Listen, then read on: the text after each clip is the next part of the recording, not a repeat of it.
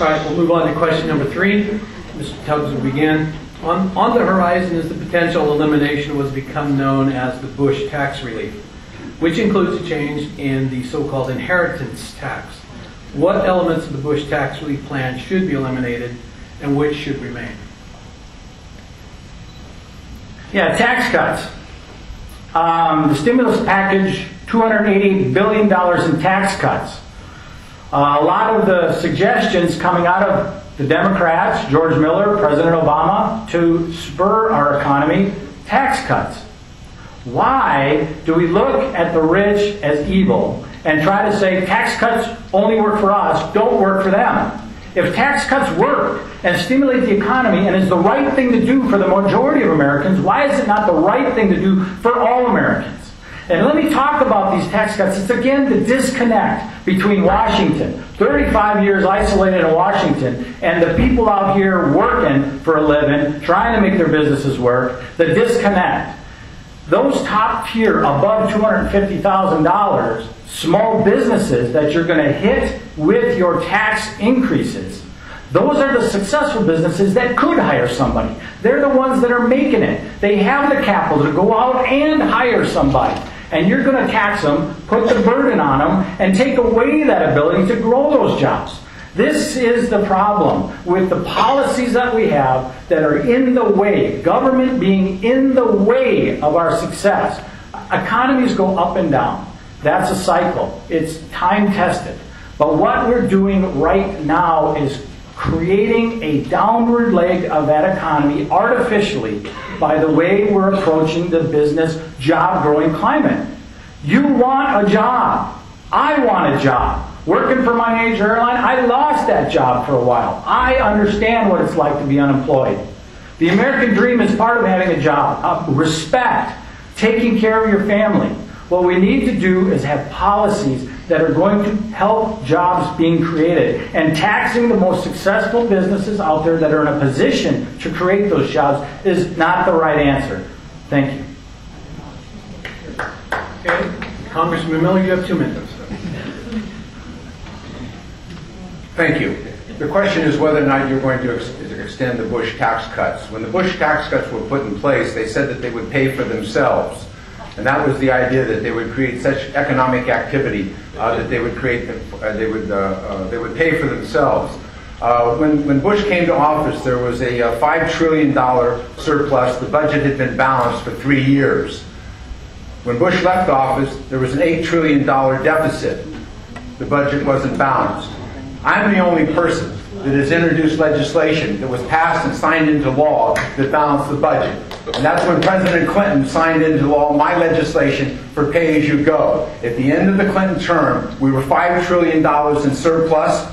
We cured the largest deficit that we had at that time from the Reagan administration. The Secretary of Treasury said that we were no longer going to have to sell 30-year bonds because we were so flush, and we could start paying back Social Security. All of that went by the wayside with these tax cuts. Now to extend the tax cuts to the richest 2% of income earners in this country, it's going to take $700 billion in deficit spending. Why? Because even now the head of the Reagan economic policy says that there's no evidence that tax cuts to the wealthy pay for themselves. So you're going to add $700 billion to the deficit. What the Republican leaders say in the Congress is, oh, we can just cut that. We can cut that. So the leader of the Republicans, John Boehner, proposed a 2008 freeze on the budget. That's over $13 billion out of veterans programs and health care programs for our veterans. It's money out of education. So what they're saying is you're going to cut programs, serve our veterans, take care of middle class, and improve our education system, and you're going to subsidize tax cuts to the wealthiest people in the country. 97% of the businesses, small businesses, are exempt from that tax cut. And remember, they have to be making over $250,000. Rich people don't spend their money. Thank you. My job will be moderator. If you allow me to do that. Question number 4. Congressman Miller, you are first. Under what circumstances should the government invoke its claim to eminent domain, and when is eminent domain wrong?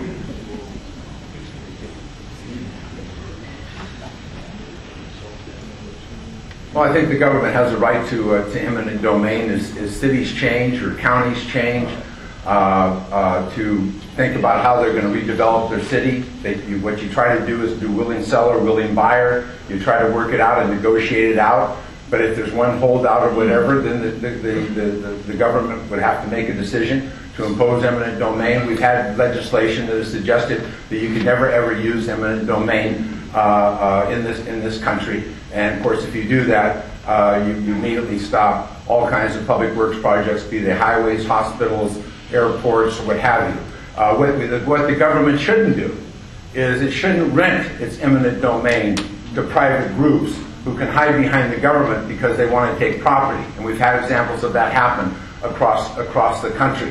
But it's a fundamental tool. In most federal legislation that we pass now, we say that you must first make every effort at trying to negotiate this and acquire whatever assets, in the case of the federal government, if they're acquiring rights away or what have you, from willing sellers and willing buyers. And most of the time, almost in all of the cases, that works out. But we all know examples within our neighborhoods or our cities or wherever where that hasn't happened. So it's a very important tool for the government, but it's one where you must tread very lightly. And you must make sure that you've used all of the alternatives before you do that. And if you don't do that, in many instances what we see now is that the courts will throw out your claim as a government to eminent domain if you have not negotiated in good faith, if you haven't respected the rights of those individuals to try to engage as a willing seller. Thank you. Okay, Mr. Tubbs?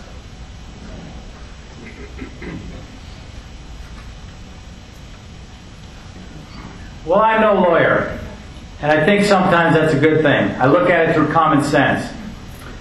Eminent domain is something that should be used in the good of all. But when it comes to the federal government saying I can make more money in taxes off of your home with a strip mall, no, that is not something we should use eminent domain for. Well established before that ruling, and I would stick to what we did before that. Would not use taxes as the basis of whether that's for the public good or not. Now I want to get back to the taxing the rich over there. The 1% of Americans, top 1%, pay 37% of the taxes. The top 10% pay 68%. The top 25% pay 85% of the taxes. The bottom 50% pay 3%. How much more do those numbers need to skew before you call it fair? Taxing the rich, we keep talking about that. It's something you want to say is evil. But here, let's get back to the common sense again.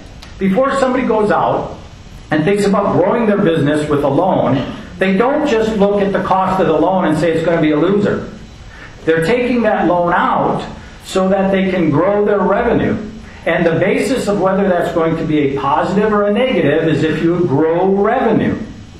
Now, when it's been John F. Kennedy, Ronald Reagan, George Bush, every time we cut taxes, the revenues from the rich increase, the so-called rich, they go up. The loan in a tax cut, if you will, is paid back and then some. It's a success. Now, if tax cuts turned into losses, you bet they're not a good idea. But you can't look 10 years after a tax cut in the normal cycle and say it's 10 years' fault. 10 years ago fault for that tax cut. If so, blame John F. Kennedy for those tax cuts. Revenue increase from tax cuts is a good thing. The rich spend their money. Trust me, they do. Thank you. Stay close. Question 5 of 6. Travis Air Force Base is a great economic engine, not only for Solano County and its cities, but for the surrounding region. And we realize that the base is not in the congressional district being contested here tonight, but as a representative of those who will feel the impact should Travis's role diminish. What would you do to maintain the important position it occupies in our national military strategy? Well, this is a topic I'm very familiar with, spending the last 15 years out at Travis. Spent a lot of time getting to know the folks out there and knowing the strategic advantage of Travis Air Force Base. We have 3 airframes out there, which is unique in the military. When you talk about how to defend Travis, I know the actual strategies, the operational, the tactical level of how important Travis is. I would be one of Travis's biggest advocates, knowing how important it is to our national security, because it would be the right thing to do for the country. I'm not about protecting special interests. If Travis was not for the best interest of the country, of the District 7, which is who I'm trying to represent, then I would have to look at it and say, what is better? But I know Travis Air Force Base is a part of the overall plan, very important to this community, very important to our country. So Travis would have no better advocate. The people at Travis, the mission at Travis that I have flown for the last 15 years would have no better advocate than me.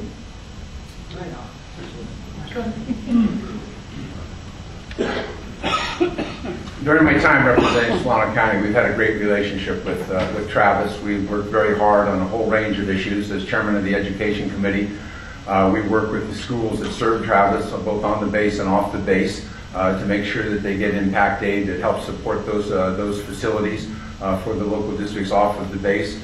We've engaged in funding for new school construction. We've engaged in funding for the repair of facilities and building reconstruction on Travis. We worked very hard to try and see that additional C-17s were sent to Travis as they were redeploying them and building new C-17s. I've visited many times with the officer corps at Travis, discussing both the logistics, their needs. People from the base regularly meet with me in Washington, D.C. So we have a very good relationship, and I expect that to continue. I'd like to go back to this point about the question of tax cuts for the wealthy, because it's very fundamental and it's very important to us. The top 1% of the people, well, actually the top 1/10 of 1% of the people, make more income than the lower 120 million people in this country. Why do they pay so much taxes? They make so much money. During the last 10 years, their incomes doubled. For Middle America, their incomes were basically stagnant. They doubled. And the question is, since those tax cuts to the wealthy do not pay for themselves, unlike tax cuts for small businesses or what have you, they do not pay for themselves. And that's why we have the major driver of this deficit, again, economists across the board, are those tax cuts. And when you look at that, you've got to ask yourself, are you going to add $700 billion to the deficit to give the richest 2% of the people in this country that tax cut? They will be operating at a tax cut that they were when Bill Clinton was president. As I remember, that was a very good decade for people in this country, a very good decade for jobs, and a very good decade for wealthy people in this country. This isn't some onerous burden.